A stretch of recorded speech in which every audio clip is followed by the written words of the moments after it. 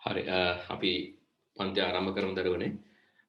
අපි ගිය සතියේ කතා කරේ කොහොමද පරිගණකයේ ඉතිහාසය මොන වගේ ඉතිහාසයක්ද පරිගණකයට තිබුණේ කොහොමද පරම්පරා හරහා පළමුවන පරම්පරාවේ ඉඳලා මේ පරිගණකයේ සකසනය කොහොමද මොන වගේ වෙනස්කම්ද සිදු වුණේ කියලා. දැන් මූලික ඒවා ටික මතකද? මූලිකව මොනවාද උණ වෙනස්කම් පළවෙනි පරම්පරාවේදී මොකක්ද තිබු තාක්ෂණය? පළවන පරම්පරාවේදී යන්ස මතකද නැද්ද? හරි. පළවන පරම්පරාවේදී රික්තක නල නැත්නම් වැකියුම් ටියුබ්ස් තමයි තාක්ෂණයේ විදියට යොදාගත්තේ. දෙවන පරම්පරාවට එද්දී ඒක ට්‍රාන්සිස්ටර් විදියට වෙනස් වුණා. පළවෙනි පරම්පරාවේදී රික්තක නල යොදාගත්තා. දෙවන පරම්පරාවේදී ඒක ට්‍රාන්සිස්ටර් විදියට වෙනස් වුණා. ඊට පස්සේ තුන්වන පරම්පරාවට යද්දී තුන්වන පරම්පරාවේදී ඒක තව දුරටත් වෙනස් වුණා integrated circuits එහෙම නැත්නම් අනුකලිත පරිපථ විදියට. ඒක අපි කතා කරා. දැන් මේ තියෙන පොතේ තියෙන නෝට් එක මම පෙන්නන්නම් පුතේ. මුලින්ම පළමුවන පරම්පරාවේදී මේකේ තියෙන රික්තක නල vacuum tubes. ඒතර රික්තක නල විශාල ප්‍රමාණයක් තිබ්බ අතිවිශාල මට්ටමේ පරිගණක තමයි පළමුවන පරම්පරාවේදී බිහි වුණේ. ඉතින් මේ තියෙන්නේ රික්තක නල කීපයක් වර්ග කීපයක් මේක ඕගොල්ලන්ගේ රූප සටහනක් විදිහට පොතේ ඇතුළත් කරලා තියෙන රූප සටහනමයි මම මේ ස්ලයිඩ් එකටත් දැම්මේ. ඒ වගේම පළමුවන පරම්පරාවේ පරිගණකයක් මේකේ නම් මම වඩාත් පැහැදිලි රූපයක් දුන්නා අපේ නෝට් එකේ. ඔයගොල්ලන්ට මතක නම් මේ තියෙන්නේ ක්ලාස් නෝට් එක.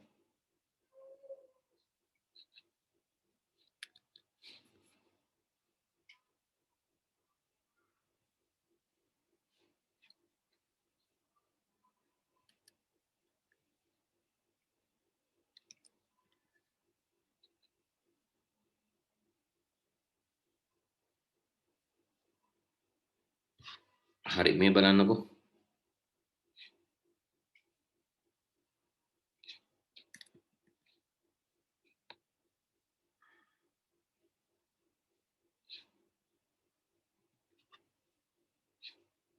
හරි මම වඩාත් පැහැදිලි රූපයක් ලබා දුන්නා මේකෙදී.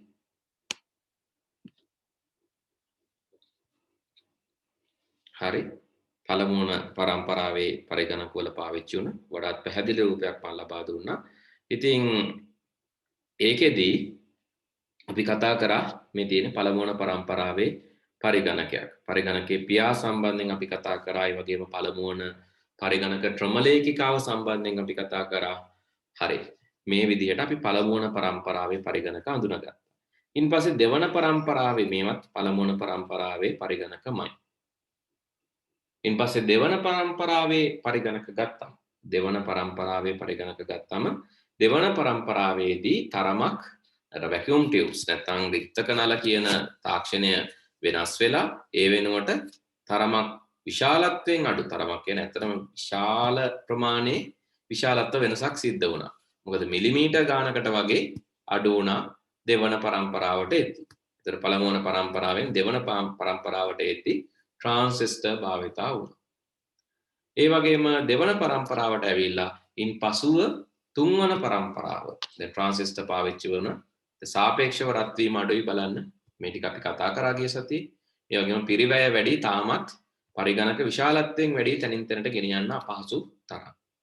ඉතින් එතනින් තුන්වන පරම්පරාවට ආවම අනුකලිත පරිපථ integrated circuits IC තමයි තුන්වන පරම්පරාවේ භාවිතා වුණේ. ඉතින් තුන්වන පරම්පරාවේ අනුකලිත පරිපථ භාවිතාවේදී දරුවනේ විදුලි පරිභෝජනය අඩු වෙලා සාපේක්ෂව කුඩා වෙලා. මොකද මේ අනුකලිත පරිපථයක් ගත්තම අනුකලිත පරිපථයක් ඇතුලේ ට්‍රාන්සිස්ටර් දහස් ගණනක් ක්‍රියාවලිය ගබඩා කරන්න පුළුවන්.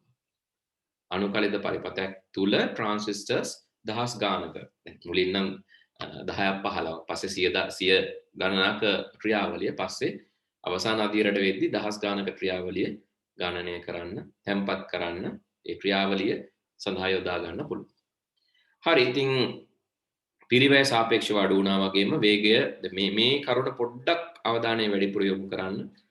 පළමුවන පරම්පරාවේදී මිලි තප්පර වලින් මැන්නා තප්පරෙන් 1000න් පංගු. දෙවන පරම්පරාවේදී මයික්‍රෝ තප්පර වලින් තප්පරෙන් 100න් පංගු, තුන්වන පරම්පරාවේ තප්පරෙන් 10න් පංගු, තප්පරෙන් මිලියනයෙන් පංගු මයික්‍රෝ සෙකන්ඩ්ස්. එතකොට තුන්වන පරම්පරාවේදී තප්පරෙන් 1000 මිලියනය, ඊට පස්සේ බිලියනයෙන් පංගු නැනෝ සෙකන්ඩ්ස් වලින් තමයි මෑන්නේ. වගේම හතරවන පරම්පරාවට යද්දී ඒක එතනෙමුත් එහාට ගිහිල්ලා පිකෝ සෙකන්ඩ්ස්, එහෙමනම් තප්පරෙන් ට්‍රිලියනයෙන් පංගු වලින් මනින්න පටන් ගත්තා. ඉතින් ඔය විදිහට තමයි මේ පරම්පරා හතරේදී පරිගණක තාක්ෂණය දියුණු වුණේ. ඔය විදිහට තමයි පරම්පරා හතරේදී පරිගණක තාක්ෂණය දියුණු වුණේ. වගේම විශාලත්වය අඩු වෙලා අපි අද භාවිතා කරන පරිගණක දක්වා පරිගණකයේ විකාශනය වුණා. අපි අද භාවිතා කරන පරිගණක දක්වා පරිගණකයේ දියුණු වුණා, විකාශනය වුණා. ඉතින් මෙතනින් එහාටත් ගිහිල්ලා මේ දක්වා කියලා කිව්වට ඇත්තටම දැන් අපි ඉන්නේ, මං කිව්වා ගිය සතියේත්, දැන් අපි ඉන්නේ පස්වන පරම්පරාවේ. එහෙමනම් ඒකෙදි අපි පාවිච්චි කරනවා කෘත්‍රිම බුද්ධිය. දැන් බලන්න අපි මේ අපි පාවිච්චි කරාට හතරවන පරම්පරාවේ පරිගණක අදටත් තියෙනවා. අදටත් අපි පාවිච්චි කරන බොහෝ පරිගණක හතරවන පරම්පරාවට අයිති. එසේ වුවත් හතරවන පරම්පරාවට අයිති වුණත් පස්වන පරම්පරාවට එද්දී තොරතුරු තාක්ෂණය තවත් දියුණු වෙනවත් එක්කම ආටිෆිෂල් ඉන්ටෙලිජන්ස්, කෘත්‍රිම බුද්ධිය පාවිච්චි වෙන්න ගත්තා. අත බෑ. hello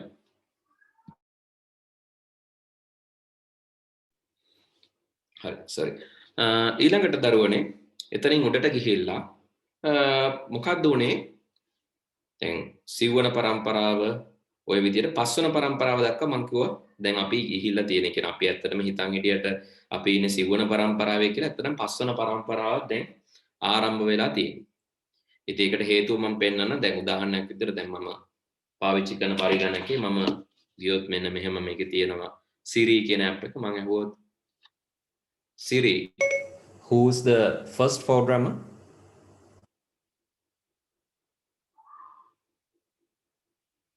Here's an answer from reference.com. Ada Lovelace is considered the first computer programmer and the first to write software for a computer. Siri, who's the father of computing? Charles Babbage. හරි, මේ විදිහට පරිගණකයෙන් අපිට තොරතුරු විමසන්න පුළුවන්.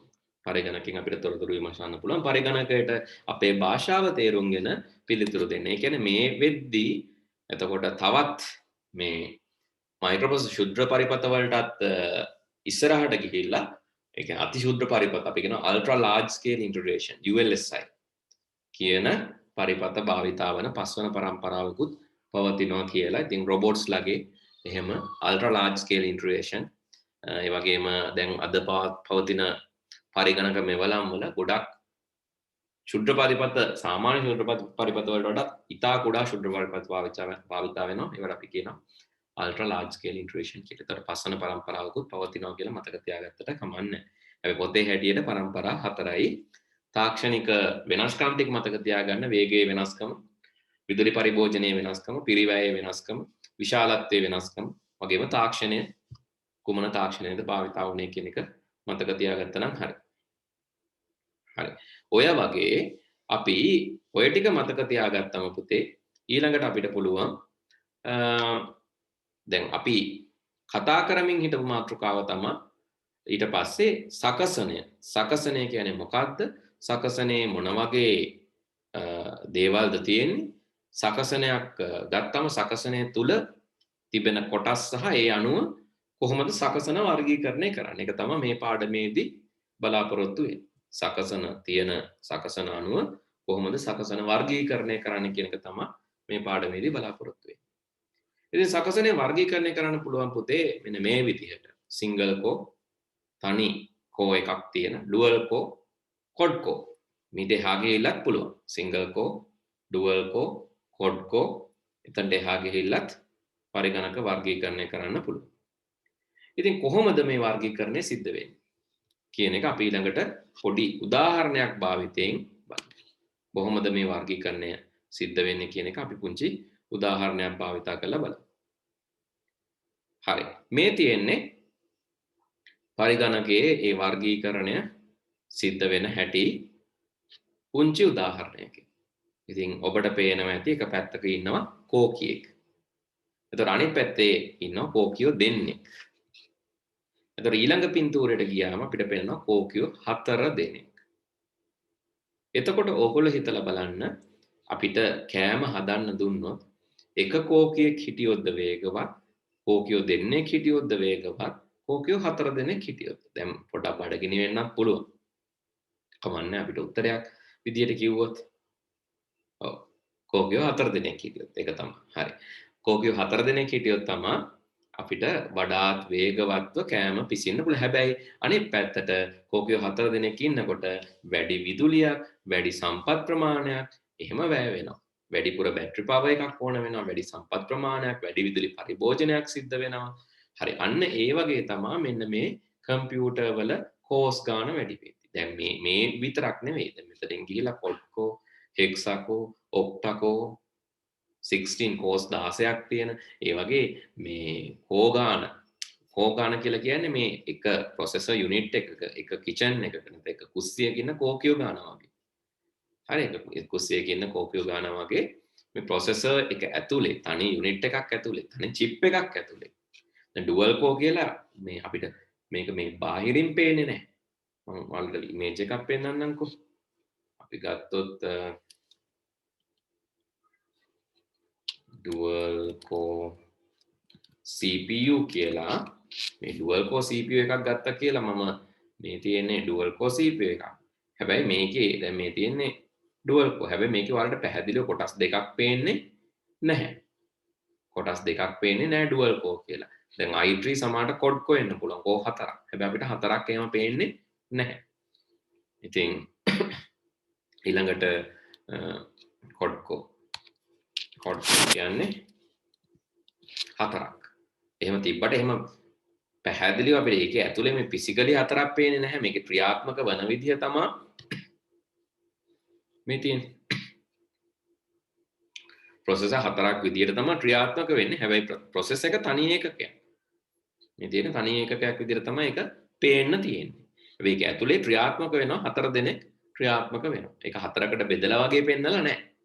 බාහිරෙන් බැලුවම එහෙම එකක් අපිට පේන්නේ නැහැ. අභ්‍යන්තරයේ තමයි 4 දෙනෙක් ක්‍රියාත්මක වෙන්නේ. ඉතින් මේ වගේ කෝස් ගාන වැඩි වෙන්න පුළුවන්. මේ මෙතන තියෙන මේ ඩුවල් කෝ වෙන්න පුළුවන්, 4ක් වෙන්න පුළුවන්. එතකොට එක්සකෝ වෙන්න පුළුවන්, ඔක්ටකෝ වෙන්න පුළුවන්, මේ කෝ 16ක් වෙන්න පුළුවන්. ඒ වගේ වෙන්න පුළුවන්.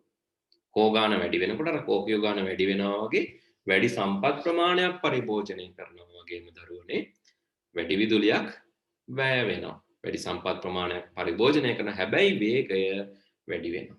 ඉතින් ඕක තමයි වෙන්නේ. ඒතර ඕගොල්ලන්ගේ පරිගණකයේ තියෙන්නේ මොන වගේ එකක්ද කියන එක ඕගොල්ලන්ට පුළුවන් බලන්න. ඕගොල්ලන්ට පුළුවන් ඕගොල්ලන්ගේ පරිගණකයේ තියෙන්නේ කෝස් කීයක්ද? ඩුවල් කෝද, සිංගල් කෝද, ඔක්ටා කෝද කියන එක බලන්න. කොහොමද එහෙම බලන්නේ කියලා අපි පොඩ්ඩක් බලමු. මම ගියොත්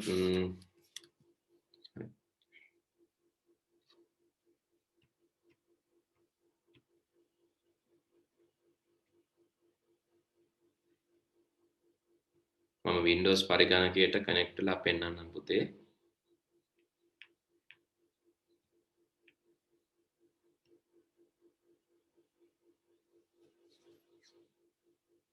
හරි. මට විනාඩියක් දෙන්න. හරි.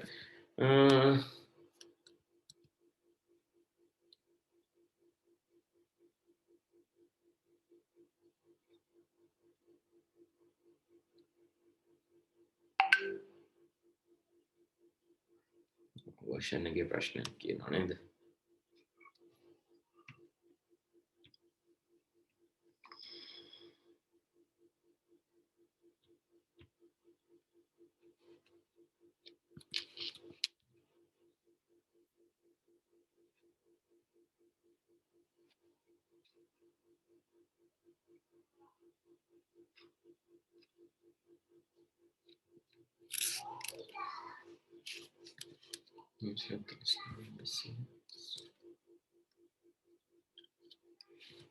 හරි බලන්නකො මම Windows පරිගණකයකට කනෙක්ට් වෙනවා දැන්.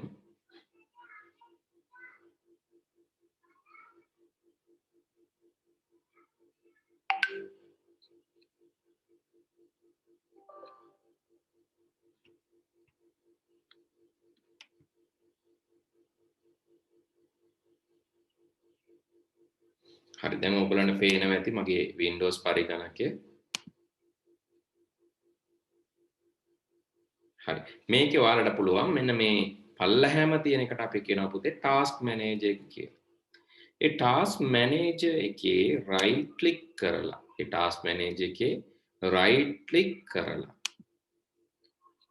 කරලා task manager කියන එකට ගියාම අපිට පෙන්නනවා මෙන්න මේ වගේ window එකක්. ආයෙත් බලගන්න කොහොමද මම මෙතනට ගියේ task manager එකේ right click කරලා task manager එකේ right click කරලා task manager කියන එකට ගියා. මේ විදිහට task manager එකට ගියාම මට මෙහෙම එකක් පෙන්වනවා. මේකේ මම යන්න ඕන more details කියන එකට. හරි. ඒ more details කියන එකට ගියාට පස්සේ ඊට පස්සේ යන්න පුළුවන් performance කියන එකට. හරි. එතකොට අපිට පෙන්නනවා මේ තියෙන්නේ socket එකයි. ඒ කියන්නේ එක CPU එකයි අර unit එකයි තියෙන්නේ. ඒකේ cores දෙකක් තියෙනවා. ඒ කියන්නේ අපි භෞතිකව හරියට කුස්සියේ කොටස් දෙකකට බෙදලා තියෙනවා වගේ එතන කෝකියෝ 4 දෙනෙක්. 4 දෙනෙක් වැඩ කරනවා. 4 දෙනෙක් වගේ වැඩ කරනවා. එතකොට අපිට පුළුවන් right click කරලා මෙතන CPU කියන තැන right click කරලා change draft to ගිහිල්ලා logical processors යන්න. එතකොට අපිට 4 දෙනා වැඩ කරන හැටි බලා ගන්න පුළුවන්. ආපහු මුලින් ඉඳන් මම පෙන්නන්න හොඳින් බලා ගන්න. ඔයගොල්ලන්ගේ කම්පියුටර් එකේ තියෙන්නේ මොකද්ද කියලා මෙහෙම මම බලන්න පුළුවන්. right click කරලා task manager ගිහිල්ලා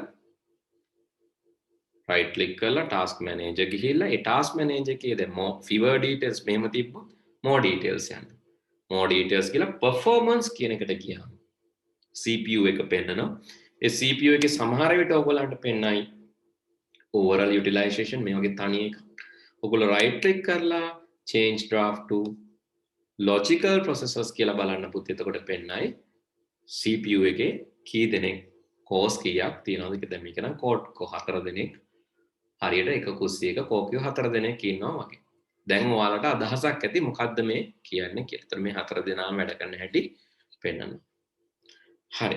ඉතින් එතකොට අපි මේකෙදි මේ පාඩමේදී අපි කතා කරන්නේ ඉතිහාසය වගේම පරිගණකයේ කොහොමද මේ කෝ අණුව වෙනස් වෙන්නේ කියන එක ගැන දැන් අපිට අදහසක් තියෙනවා. ඉතින් ඒ වගේම පරිගණකයේ තියෙන තවත් ප්‍රධානම කොටස් දෙකක් තමයි දරුවනේ මෙතනදී අපි ඉගෙන ගන්න ඕන පරිගණකයේ තුල තියෙන ප්‍රධානම කොටස් දෙකක් ගැන. ඒ තමයි ALU සහ CU කියලා කියන්නේ. ALU එහෙම නැත්නම් ගණිතමය සහ තාර්කික ඒකකය. අපි මේකෙන් බලමු. හරි. ගණිතමය සහ තාර්කික ඒකකය. එක කොටසක් තමයි ගණිතමය සහ තාර්කික ඒකකය.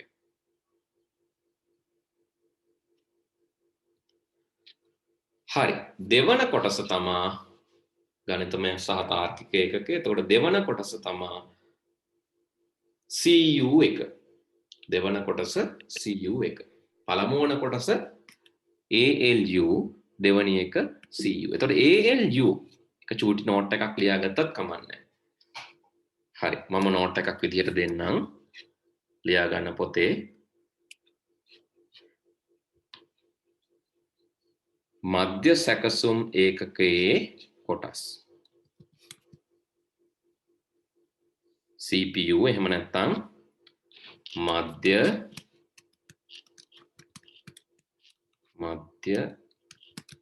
සැකසුම් ඒකකයේ කොටස් කියලා ලියා ගන්න. හරි. එතකොට ඉතුරු එකේ මම ස්ලයිඩ් එක දෙන්නම්. මුල මම කතා කරේ කොහොමද ඔයගොල්ලන්ගේ process එක නැත්නම් මධ්‍ය සැකසුම් ඒකකයේ cores කොටස් කීයක් තියෙනවද කියලා. කී දෙනෙක් වගේ වැඩ කරනවද කියලා. හරියට එක කුස්සියක කෝකියෝ දෙන්නෙක් වගේද, එක කුස්සියක කෝකියෝ 4 දෙනෙක් වගේද බලා ගන්න විදිය තමයි මම ඉස්සෙල්ලම පෙන්වන්නේ. හරි දැන් ලියා ගන්න මේ නෝට් එක. ඒකට අදාළ මම නෝට් එක ප්‍රසන්ටේෂන් එක ඔයගොල්ලන්ට දෙන්නම්. එතකොට මේ කොටස ප්‍රසන්ටේෂන් එකේ නැති හින්දා තමයි මම කියන්නේ සිංහලේ ප්‍රසන්ටේෂන් එකේ නැහැ. ඒ හින්දා තමයි මම ලියන්න දෙන්නේ. හරි ලියා ගන්නකො මධ්‍ය සැකසුම් ඒකකයේ කොටස්. මධ්‍ය සැකසුම් ඒකකයේ කොටස්. ඒකට ලියා ගන්න පළවෙනි එක ගණිතමය සහ තාර්කික ඒකකය. ගණිතමය සහ තාර්කික ඒකකය. එතකොට ඒකෙන් මොනවද කරන්නේ? එකතු කිරීම, අඩු කිරීම, වැඩි කිරීම, බෙදීම වගේ කටයුතුත් ඒ වගේම වැනි ගණිතමය කටයුතු සහ වඩා විශාලද කියලා අපිට බලන්න පුළුවන්. අර මෙන්න මේ වගේ එකක් දාලා ඒ වගේම වඩා කුඩාද අනිත් පැත්තට දාන එක වඩා කුඩාද වැනි සංසන්දනාත්මක තාර්කික කටයුතු. සංසන්දනාත්මක තාර්කික කටයුතු.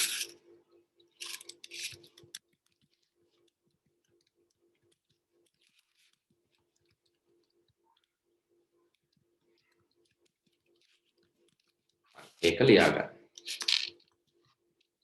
මධ්‍ය සැකසුම් ඒකකයේ කොටස් එකක් තමයි ගණිතමය සහ තාර්කික ඒකක. ඒකෙන් මොනවද කරන්නේ? ගණිතමය සහ තාර්කික කටයුතු. දැන් ගණිතමය කටයුතු කියලා කියන්නේ එකතු කිරීම, අඩු කිරීම, වැඩි කිරීම, බෙදීම. ඒ වගේම තාර්කික කියලා කියන්නේ වඩා කුඩාද, වඩා විශාලද වැනි සංසන්දනාත්මක දේ. උතර මධ්‍ය සැකසුම් ඒකකයේ ඔය දෙකම කරනවා. ගණිතමය සහ තාර්කික කටයුතු දෙකම කරනවා. ඒකට වෙනම ඒකකයක් තියෙනවා ගණිතමය හා තාර්කික ඒකකය. ඉංග්‍රීසියෙන් අපි මේකට කියනවා ALU. එහෙම නැත්නම් arithmetic and logical unit. පොතේත් මේක දීලා ඇති.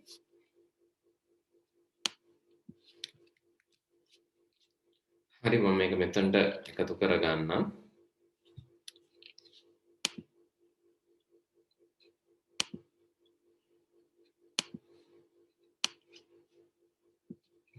ඒ වගේම දෙවැනි එක දැන් මේක උදාහරණයක් එක්කම දීලා දින පොතේත් මේ ටික දීලා තියෙන උදාහරණයක් එක්ක කමන්නේ අපි ලියා ගමු. එතකොට වඩාත් පැහැදිලිනේ අපි ප්‍රසන්ටේෂන් එකේ තියෙන විදිහටම ලියාගත්තා. හරි. ඊළඟ කොටස තමයි පරිගණකයේ මේ මධ්‍ය සැකසුම් ඒකකයේ තියෙන දෙවන කොටස. ගණිතමය හා තාර්කික ඒකකයට පස්සේ තියෙන දෙවන කොටස තමයි control unit. පාලන ඒකකය කියලා කියන්නේ. දැන් බලන්න මේකට පස්සේ තියෙන්නේ පාලන ඒකකය. එයා මොනවද කරන්නේ? පාලන ඒකකය කරන්නේ හරි. පාලන ඒකකය කරන්නේ හරියට අර ට්‍රැෆික් පොලිස් වගේ. දැන් ඔයාලා දැකලා ඇති කොහේ හරි ජන්ක්ෂන් එක හන්දියක ට්‍රැෆික් පොලිස් කෙනෙක් හිටියොත් එයා තමයි කියන්නේ දකුණට යන්න, වමට යන්න, දැන් නවත්තන්න, දැන් හරවන්න, ඒ වගේ විධාන දෙන්නේ උපදෙස්. හැබැයි එයා මුකුත් කරන්නේ නැහැ. එයා දකුණට යන්නෙත් නැහැ, වමට යන්නෙත් නැහැ, හරවන්නෙත් නැහැ. ට්‍රැෆික් පොලිස් නෙවෙයි ඒක කරන්නේ. ට්‍රැෆික් පොලිස් කරන්නේ ඒකට අවශ්‍ය විධාන දෙන එක. අන්න ඒ වගේ තමයි කන්ට්‍රෝල් යුනිට් එක ගත්තම පාලන ඒකකය. එයා කරන්නේත් විධාන අවශ්‍ය උපදෙස්. පාලනයට අවශ්‍ය උපදෙස් යොමු කරන එක තමයි එයා කරන්නේ.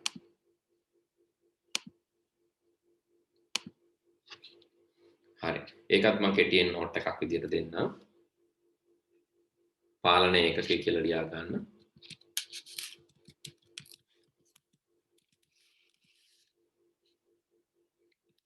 මෙමගින්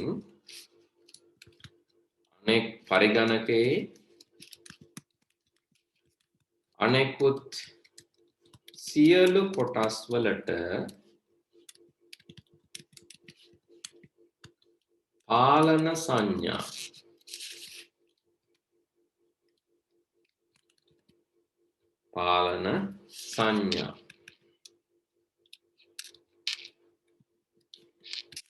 යැවීම සිදු කෙරේ.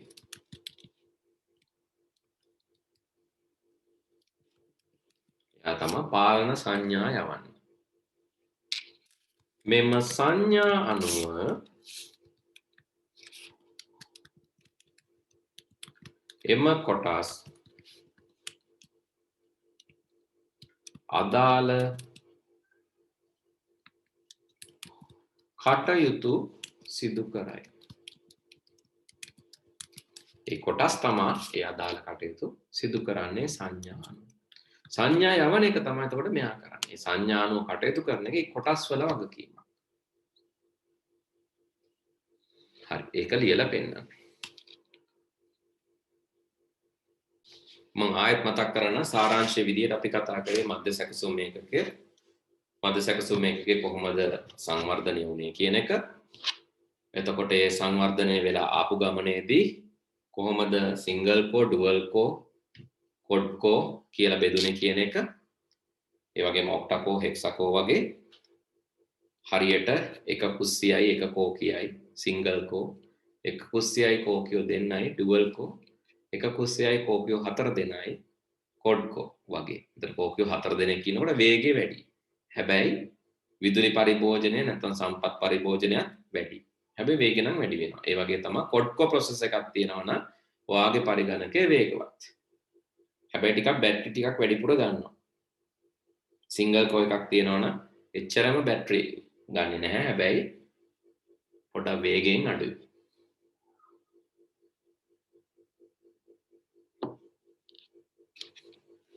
හරි.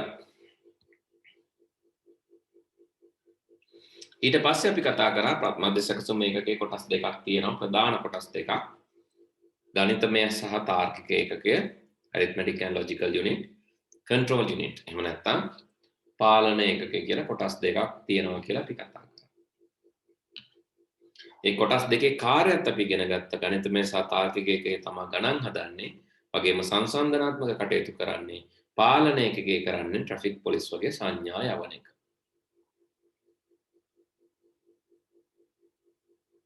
හරි මේ දෙක දැන් ඔයාලා දැනුවත්. ඊළඟට අපි කතා කරේ මේ පරම්පරා ගැන. ඒ ටික දැන් අපි කතා කරලා ඉවර නිසා එතකොට මේ පාඩමේ අපිට අවසන් කරන්න ඉතුරු වෙලා තියෙන තවත් මෙන්න මේ නිහිත පරිගණක සහ ඒ වගේම පරිගණකවල කොහොමද සකසනේ වේගය වෙනස් වුනේ කියන එක ගැන අපි කතා කරන්න ඕන. හරි. ඒක ඊළඟට අපි කතා කරමු. හරි. දැන් මම යන්නම් මෙන්න මේ මාතෘකාවට. දැන් මම කියවනේ පරිගණක පරම්පරා පළවන පරම්පරාවෙන් ඇවිල්ලා දෙවන පරම්පරාවෙන් ඇවිල්ලා තුන්වන පරම්පරාව හතරවන පරම්පරාව අපි අද ඉන්න පරම්පරාව අපි කියනවා හතරවන පරම්පරාව කියලා. හැබැයි මම කියව එතනින් නැවතුමක් නැහැ. පස්වන පරම්පරාවක් දැන් ආරම්භ වෙලා තියෙන්නේ කියලා. ඉතින් පස්වන පරම්පරාවේදී ගොඩාක් ඔයාලට දකින්න හම්බෙන්නේ මේ වගේ රොබෝ යන්ත්‍ර. රොබෝ යන්ත්‍ර දක්නට ලැබෙනවා. ඒ වගේම තව විශේෂ උපකරණ ටිකක් තියෙනවා. මේ තියෙන්නේ ඒවා නිහිත පරිගණක. නිහිත පරිගණක කියලා කියන්නේ පරිගණකයක ක්‍රියාකාරීත්වය ඇතුළත් කරලා තියෙනවා විවිධ යන්ත්‍රවලට. පරිගණකයක ක්‍රියාකාරීත්වය කියලා කියන්නේ ආදාන ලබාගෙන ආදාන සකසා ප්‍රතිදාන ලබා දීම. දැන් වොෂින් මැෂින් එකක් හිතන්න. වොෂින් මැෂින් එකට පුළුවන් අපිට දෙන ඉන්පුට් එකක් අනුව මෙච්චර වෙලාවක් අපි කියමු විනාඩි 30ක් හේදෙන්න තුන් පාරක් කියලා. ඒ විදිහට දුන්නොත් වොෂින් මැෂින් එක ඒ විදිහට කරනවා. විතර ලබා දෙන ආදාන අනුව ඒවා තේරුම් අරගෙන ක්‍රියා කරලා යම් ප්‍රතිදානයක් අපිට ලබා දෙනවා. ඒ වගේම දැන් ගොඩාක් අලුත් වොෂින් මැෂින් වල සිලෙක්ට් කරන්න පුළුවන්. ෆෝන් එකෙන් වුණත් වොෂින් මැෂින් එක කන්ට්‍රෝල් කරන්න පුළුවන්. කියන්නේ ගෙදර එන්නේ නැතුව. වොෂින් මැෂින් එකට රෙදි ටික දැම්මම තියෙන රෙදි වර්ග ටික බලලා කොටන්ද තියෙන්නේ සිල්ක්ද තියෙන්නේ කොච්චර හොදන්න ඕනද කියලා යාටම තීරණය කරන්න පුළුවන්. ඉතින් එහෙම මට්ටමේ වොෂින් මැෂින් තියෙනවා. ඒ වගේම රෙෆ්‍රිජරේටර්ස් නැත්නම් ෆ්‍රිජ් ශීතකරණ ගත්තම ශීතකරණ තියෙනවා පරිගණක කොටස් සහිත. ඔයගොල්ලෝ දැක්කද දන්නේ ළඟදී මම දැක්ක ඇඩ්වර්ටයිස්මන්ට් එකක් යනවා LG ඒගොල්ලෝ අඳුනලා දීලා තිබ්බා ස්මාර්ට් ෆ්‍රිජ්. මේ තියෙන්නේ LG ස්මාර්ට් ෆ්‍රිජ්. කියන ශීතකරණයක් තියෙනවා. ශීතකරණයේ තියෙනවා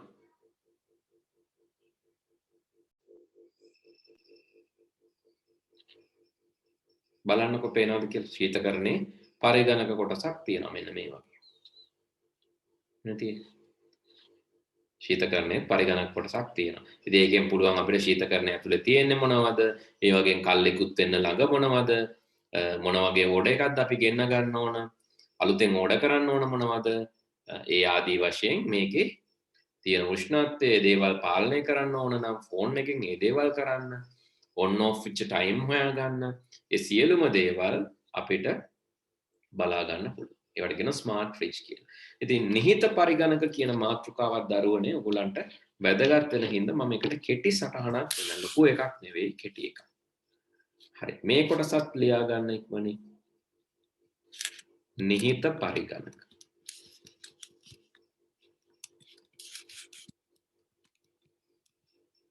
ඒ කියන්නේ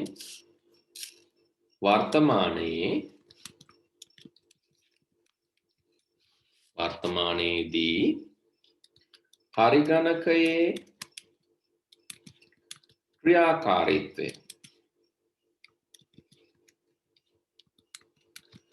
බොහෝ උපකරණ වලට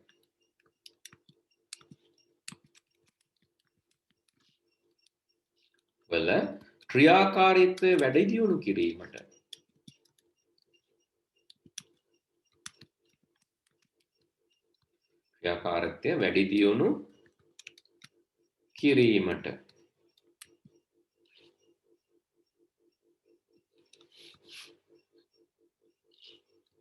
යොදාගෙන ඇත. වර්තමානයේදී පරිගණකයේ ක්‍රියාකාරීත්වය බොහෝ උපකරණවල ක්‍රියාකාරීත්වය වැඩි දියුණු කිරීමට යොදාගෙන ඇත.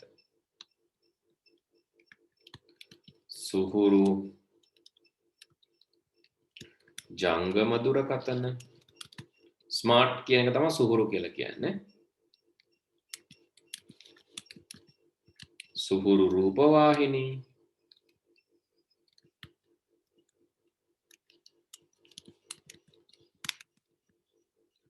සුහුරු ශීතකරණ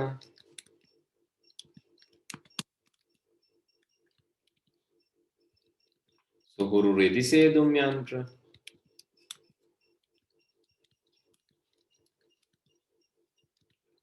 ඩිජිටල් කැමරා මීට උදාහරණ වේ. උදාහරණ ගොඩක් තියෙනවා.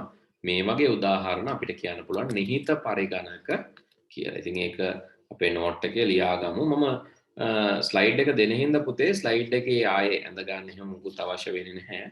ස්ලයිඩ් එක වලට කෙලින්ම එඩ්මොඩු එක හරහා ඩවුන්ලෝඩ් කරගන්න පුළුවන්.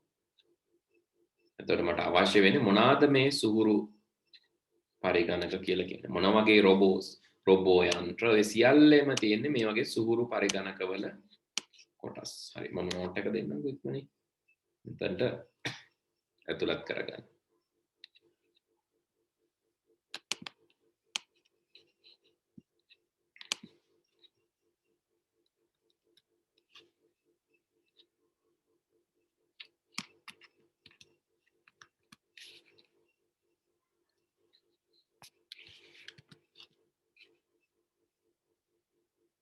digital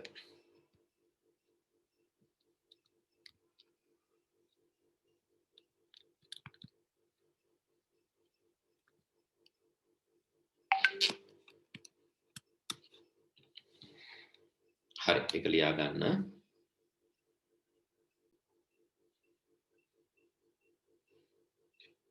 එතකොට මෙතන තියෙන්නේ මේ වගේ සුහුරු උපකරණ මේ ඩිජිටල් කැමරා මේ හැම එකකම ඉන්පුට් ප්‍රොසෙස් අවුට්පුට් මේ පරිගණකයක ක්‍රියාකාරීත්වය ආදාන සැකසීම් ප්‍රතිදාන තියෙනවා. Laptop computers fridge washing machine phones සියල්ලේම එක තියෙනවා. ඊළඟට රොබෝ වරුන්ගේ එක තියෙනවා. ඒ වගේම මම කියව මේ කෘත්‍රිම බුද්ධිය දියුණු වෙනවත් එක්කම උණු තවත් වෙනසක් තමයි පරිගණක ලෝකයට ජීවි පරිගණක එකතු වීම. ටිකක් වෙනස් දෙයක්. පරිගණක ලෝකයට එකතු වුණා ජීවී පරිගණක. ඒ කියන්නේ ජීවත් වෙන රොබෝවරු. මේ 2020 අවුරුද්දේ තමයි මේ විදිහට මේක වෙනසක් වුණේ. මොකද මේ වෙනකන් තිබ්බේ අජීවී. අජීවී කියන්නේ ජීවත් වෙන රොබෝවරු නෙමෙයි. අජීවී රොබෝවරු මෙයාලා වගේ අය. ඉතින් එයාලා ඉක්මවා යන මට්ටමේ ජීවත් වෙන රොබෝවරු 2020 අවුරුද්දේදී පරිගණක ලෝකයට එකතු වුණා. ඉතින් පරිගණක ආශ්‍රිත ක්‍රමවේදයකින් තමයි මේගොල්ලෝ ක්‍රියා කරන්නේ. මෙයාලා හදලා තියෙන සෛල වලින්. ගෙම්බන්ගේ ප්‍රාථමික සෛල භාවිතා කරලා තමයි මේ You're රොබෝලා looking at the world's හදලා first living robots. That's right, these micro machines are in fact brand new programmable life forms that researchers believe could help clean microplastics from our oceans or even repair organs inside our bodies. So, what exactly are these little things? And should we expect to see them whizzing through our bloodstreams anytime soon? Measuring less than a millimeter wide, these xenobots, as they're formally known, were created by researchers from the University of Vermont and Tufts University. Using stem cells harvested from the embryos of the African clawed frog and a sophisticated computer algorithm, they generated a blueprint design that allowed the team to then build a new form of life that has never existed before. Stem cells were first differentiated into skin and heart cells. The skin cells were chosen for their capability to bond together to form the passive architecture of the xenobot, while heart cells were selected for their ability to contract and relax, with the goal of manufacturing a type of tiny engine that would propel the xenobots. After observing the natural dynamics between the skin and heart cells, the data was fed into an evolutionary algorithm run on a supercomputer. Based on this data, the algorithm was able to generate millions of different cell configurations to test for a desired outcome, in this case, locomotion. And so began the test for survival. Only the fittest configurations advanced to the next stage, where their designs were then crafted into better digital models. After about a හරි මම කෙටි විස්තරයක් කරන්නම් මේක මෙම් පෙන්වුවට ඔයගොල්ලන්ට සමහර තේරෙන්නේ නැති වෙන්න පුළුවන් මේ සෙනබොට් කියන කෙනා මෙන්න මේ වගේ මයික්‍රෝ සර්ජරි එකක් ශුද්‍ර ශල්‍ය කර්මයක් සිද්ධ කළා තමයි හදලා තියෙන්නේ මයික්‍රෝ සර්ජරි එකක්. ඉතින් යාළුවට පුළුවන්ලු එයාලා ඩැමේජ් වුණාම යාළුවටම සනීප වෙන්න පුළුවන් තනියෙන්. ඒ වගේම යාළුවට පුළුවන්ලු කණ්ඩායම් විදියට වැඩ කරන්න. කණ්ඩායම් විදියට වැඩ කරලා සමුද්‍රීය ප්ලාස්ටික් අංශු ශුද්‍ර ප්ලාස්ටික් අංශු කියලා කියනවා. ඒ කියන්නේ සාගරයේ කියන්නේ මුහුදේ තියෙනවා මේ ප්ලාස්ටික් බිඳිලා ඇති වෙච්ච චූටි ප්ලාස්ටික් අංශු. ඒකනේ අර කියන්නේ අපි ප්ලාස්ටික් බෝතල් වල එහෙම වතුර බොන්න එපා කියලා. ගොඩක් වෙලා දාලා තියලා. හේතුව මේ ප්ලාස්ටික් ඉතා කුඩා අංශු වලට බිඳිලා ගිහිල්ලා එකතු වෙන්න ඉඩ තියෙනවා වතුරට. ඉතින් එහෙම එකතු වෙන වතුරට එකතු වෙන ඒවා මුහුද මට්ට තමයි තැම්පත් වෙන්නේ. ඒක විශාල පරිසර හානියක්. ඉතින් ඒවා ඉවත් කරන්න, ඒ වගේම ඇඟ ඇතුලේ තියෙන සෛල රිපෙයාර් කරන්න, ඇඟ ඇතුලට ගිහිල්ලා සර්ජරි එකක් කරන්න, ඒ වගේ දෙයක් කරන්න පුළුවන් වෙයි කියලා විශ්වාස කරනවා අනාගතයේ මේගොල්ලන්ට. could be used for regenerative medicine. මේ තියෙන යාට පුළුවන් Xenobots could be used for බලන්න. research. If scaled up, xenobots could be used for regenerative medicine, like repairing organs. මොනවා හරි අපේ අවයවයකට ඩැමේජ් වුණොත් ඒව රිපෙයාර් කරන්න. හේතුව මෙයාට ඒ ඇල්ගොරිතම් එක දීලා තියෙනවා. එයාට පුළුවන් එයාට ඩැමේජ් එකක් වුණොත් තනියෙන් රිපෙයාර් වෙන්න. ඉතින් ඒ වගේ ඉතින් අනාගතේ අපිට හිතා ගන්න බැරි තරම් වෙනස් වෙයි මේ වගේ රොබෝලත් එක්ක. ඉතින් අවසානයේට මොකද්ද මේ පාඩමේ අද අපිට කතා කරන්න තියෙන්නේ? මොකද අපි මේක ටිකක් වේගෙන් කතා කරන්න හේතුව තමයි පුතේ මේ පාඩමේදී සාමාන්‍ය වේගයට වැඩිය අපි චුට්ටක් වේගෙන් කතා කරන හේතුව අපි මේ ඉන්නේ මේ ඇත්තටම අපේ පන්තිය පටන් අරගෙන අපි පුනරීක්ෂණයක් විදිහට තමයි පහුවෙලා ආපු ළමයින්ට පුනරීක්ෂණයක් විදිහට තමයි මේ කොටස කරන්නේ. ඉතින් හේතුව මේක මේ සාමාන්‍ය පන්තිය නෙවෙයි. සාමාන්‍ය පන්තිය පැවැත්වෙනවා සඳුදා දවසේ. එතකොට අඟහරුවාදා දැන් ඉංග්‍රීසි මාධ්‍ය සහ ඉංග්‍රීසි මාධ්‍ය සහ ඉංග්‍රීසි මාධ්‍ය 6 7 පන්ති දෙක අද තියෙනවා. ඒත් සිංහල මාධ්‍ය පන්තියක් අද නැහැ.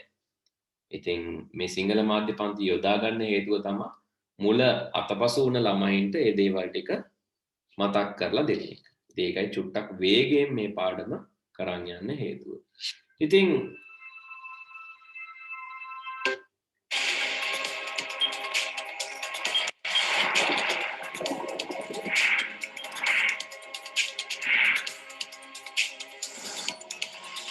මේ තියෙන ඇත්තටම මේ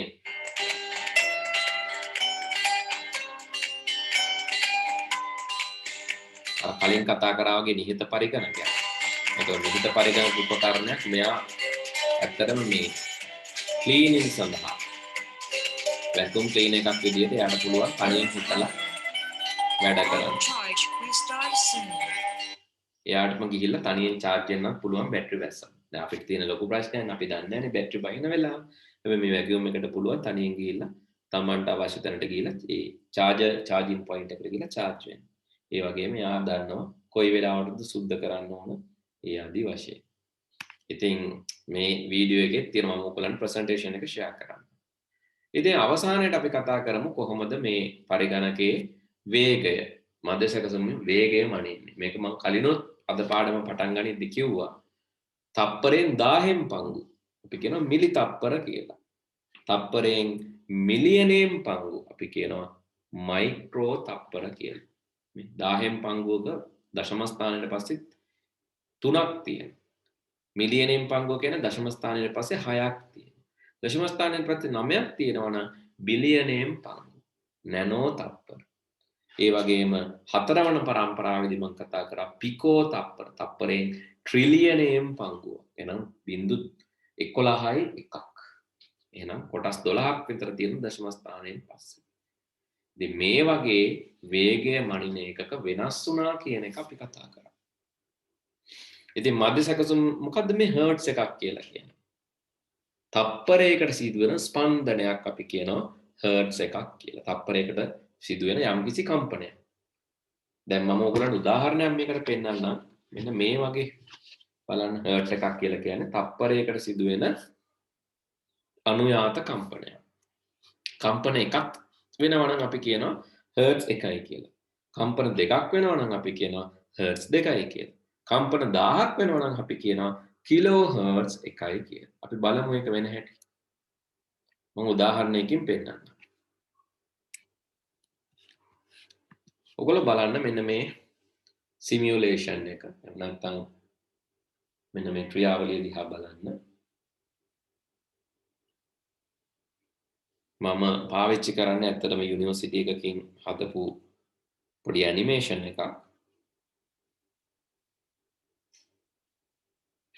හරි මම මේකෙදි පාවිච්චි කරනවා මෙන්න මේක.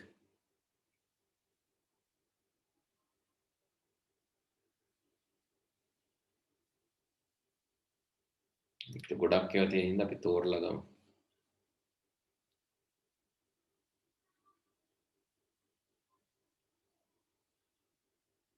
හරි මම මෙන්න මේක පාවිච්චි කරනවා.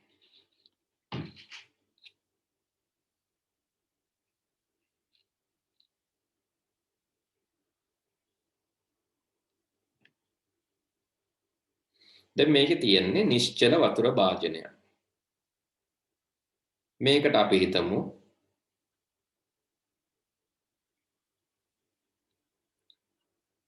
තප්පරයකට වතුර බිංදු 1 ගානේ වැටෙනවා කියලා. තප්පරයකට වතුර බිංදු 1 ගානේ වැටෙනවා කියලා. දැන් මේ වතුර බිංදුව වැටීම නිසා මේ නිශ්චල භාජනය තුල රැලි ඇති වෙනවා. මේ රැලි ගිහිල්ලා එතන වැදිලා ආපහු එන්නත් ඕන. ඔයගොල්ලෝ ඇත්තට දකිද්දී නම් රැලි වැදිලා ආපහු එනවත් වෙන්නනවා. මම එක පැත්තකට විතරක් යනවා කියලා අපි හිතමු ටිකක් ලොකු භාජනයක් කියලා. ඒතර අපි නිකන් ළඟ වැටෙන තැන විතරක් බැලුවොත් මේ වගේ. ඒතර මෙහෙම තප්පරයකට එක වතුර බිංදුවක් වැටෙනවා නම් අපිට කියන්න පුළුවන් හර්ට්ස් 1යි. දැන් මම මේක පොඩ්ඩක් වැඩි කරනවා. තප්පරයකට වතුර බිංදු ඔන්න දැන් ටිකක් වැඩිපුර වැටෙනවා. මම ඒක දෙගුණයක් කරන්නම්කෝ. බලන්නකෝ දැන් රැලි කීයක් තියෙනවද? රැලි 1 2 3 4ක් වගේ තියෙන. 1 2 3 4ක් වගේ.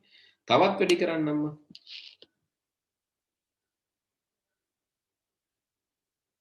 දැන් මොකද වුනේ? දැන් රැලි ගාන තව වැඩි වුණා. ඉතින් ඔය වගේ තප්පරයකට සිදුවෙන එක වගේ මේ අර එකම කාලයකදී සිදුවෙන වෙනස් වීම අපි හිතමු තප්පරයකට බයිසිකලේ රෝදයක් කරකිනවා කියලා. අපිට කියන්න පුළුවන් හර්ට්ස් 1යි. තප්පරයකට මේ රෝදේ දෙපාරක් කරකිනවා. හර්ට්ස් 2යි. තප්පරයකට මේ බයිසිකලේ රෝදේ 100 පාරක් කරකිනවා. අපි කියනවා හර්ට්ස් 100යි කියලා. තප්පරයකට බයිසිකල් රෝදේ 1000 පාරක් කරකිනවා. හර්ට්ස් 1000යි කියලා කියනවා. ඉතින් ඔහොම තමයි පරිගණකයේ වේගය මනින්නේ. හර්ට්ස් කියන ඒකකයේ. ඉතින් අපේ ප්‍රසන්ටේෂන් එකට ආයමු පුතේ. එතකොට තියෙනවා තප්පරයකදී ස්පන්දන. තප්පරයකදී අපි හිතමු කරන වැඩ එකක් නම් හර්ට්ස් එකක් කියලා කියනවා. නවීන පරිගණකයක් ගත්තම ඒ නවීන පරිගණකවල වේගය මෙගාහර්ට්ස් හෝ ගිගාහර්ට්ස් වලින් වෙනවයි කියලා කියනවා. හරි. මොකද්ද මේ ගිගාහර්ට්ස් මෙගාහර්ට්ස් කියන්නේ කියලා ඊළඟ ස්ලයිඩ් එකේ තියෙනවා. එතකොට තප්පරයකට මේ වගේ වක්‍ර 1000ක් යනවා නම් මම කිව්වා කිලෝහර්ට්ස් එකයි. හර්ට්ස් 1000ක් කිලෝහර්ට්ස් එකයි. තප්පරයකට මේ වගේ කම්පන මිලියනයක් වෙනවා නම් මෙගාහර්ට්ස් එකයි. ලේසි මතක තියාගන්න. මිලියනයක් නම් මෙගාහර්ට්ස්. 1000ක් නම් කිලෝ. අපි දන්නවනේ ග්‍රෑම් 1000 කිලෝග්‍රෑම් එකයි කියලා.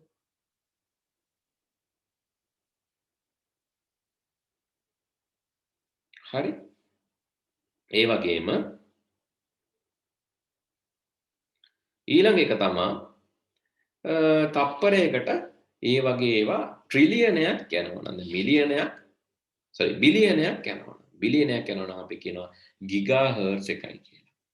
ට්‍රිලියනයක් යනවා නම් අපි කියනවා ටෙරාහර්ට්ස් එකයි කියලා. සාමාන්‍යයෙන් පරිගණකයේ වේගය පුතේ අද මනින්නේ මේ අද වර්තමානයේ තියෙන පරිගණකවල වේගය ගිගාහර්ට්ස් වලින් තමයි.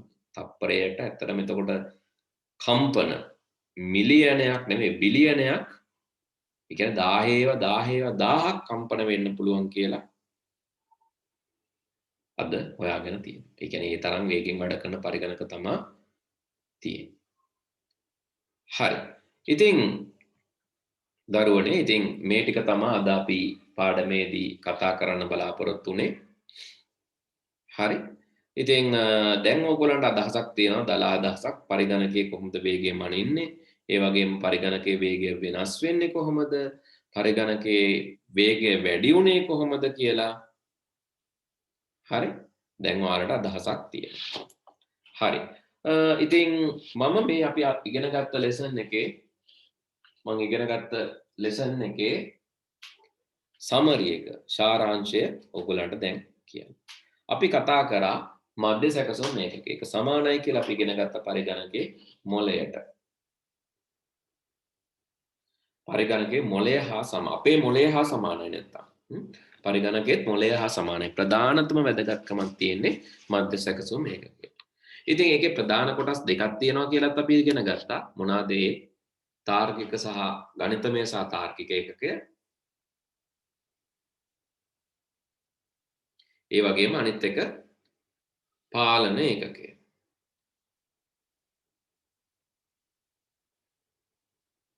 හරි. ගණිතමය සහ තාර්කික ඒකකය සහ පාලන ඒකකය. ගණිතමය සහ තාර්කික ඒකකය තමයි එකතු කිරීම, අඩු කිරීම, වැඩි කිරීම, බෙදීම කරන්නේ. පාලන ඒකකය තමයි සියලුම කොටස් වලට සිග්නල්ස් යවන්නේ. පාලන ඒකකය. පාලන සංඥා යවන්නේ. ඉතින් ඊට අමතරව රෙජිස්ටර් ආරාවක් තියෙනවා මධ්‍යම සැකසුම් ඒකකයේ. මේක අපි වැඩිදුර කතා කරේ නැහැ. ඉදිරියේදී අපි කතා කරනවා රෙජිස්ටර් කියලා කියන්නේ මතකයක් තියෙන. ප්‍රධාන මතකයට අමතරව පරිගණකයේ ප්‍රොසෙස් එක ඇතුළේ සකසනයේ ඇතුළේ මතකයක් තියෙනවා. ඒ සකසනයේ ඇතුළේ තියෙන මතකය තමයි රෙජිස්ටර් කියලා කියන්නේ. ඉතින් මේ තියෙන්නේ පරිගණකයක මධ්‍යම සැකසුම් ඒකකයේ බෙදන්න පුළුවන් ALU, CU සහ රෙජිස්ටර් විදිහට කොටස් තුනකට. ඉතින් ඒ වගේම අපි ඉගෙන ගත්ත පරිගණක පරම්පරා හතරක් තියෙනවා කියලා. පළමු පරම්පරාව, දෙවන පරම්පරාව, තෙවන සහ සිව්වන මම කිව්ව ඇත්තටම පස්වන පරම්පරාවකුත් තියෙනවා. පස්වන පරම්පරාවේදී පාවිච්චි වෙන්නේ ULSI. ඉතා ශුද්ධ පරිපථ කියලා ultra large නැත්නම් ඉතා විශාල ප්‍රමාණයේ ultra large scale integration අනුකලිත ඉතා විශාල ප්‍රමාණයේ අනුකලිත පරිපථ කියලා කතා කරා. හරි. ඉතින් මේ විදිහට පරම්පරා හතර ගැනත් අපි දැන් ඉගෙන ගත්තා වගේම තව එක ටොපික් එකක් කතා කරා මේකේ නැති. ඒ තමයි නිහිත පරිගණක ගැන. හරි. ඔයගොල්ලන්ට දැන් පුංචි වැඩක් තියෙනවා කරන්න. ඊළඟ දවසේ මේ ලෙසන් එක හොඳට බලලා ඔයගොල්ලන්ගේ වැඩ පොත සම්පූර්ණ කරන්න බලන්න. ඔයගොල්ලන්ගේ වැඩ පොතේ තියෙනවා ප්‍රශ්න කීපයක් දීලා. ඉතින් ඒ ප්‍රශ්න කීපය සම්පූර්ණ කරන්න බලන්න මේ ලෙසන් එක හොඳින් බලන්න. හරි. එහෙමනම් දරුවනේ අදට අපි මෙතනින් මේ ලෙසන් එක නවත්තනවා. අපි මේක ඇත්තටම පුනරීක්ෂණ මාලාවක් විදිහට යන්නේ මේක. පළමු වන පාඩම සාකච්ඡා කරලා ඉවරයි. ඒ හින්දා ඔබට පුළුවන් වර්ක්බුක් එක කරන්න. ඉතින් දෙවන පාඩම දැන් අපි පටන් අරන් තියෙන්නේ සඳ පන්තිය. ඉතින් සඳ පන්තිය එතනින් ඉඳන් කන්ටිනියු කරන්න ඔයගලන්ට පුළුවන්. හරි. ඒ වගේම ගැටලුවක් තිබ්බොත් මොනවා හරි මගේ WhatsApp අංකයට යොමු කරන්න. එතකොට මට ඔයාලට ඒ සම්බන්ධයෙන් උදව් කරන්න පුළුවන්. හරි. හැමෝටම සුබ දවසක්. සුබ රාත්‍රියක්. Thank you, sir. Good night, sir.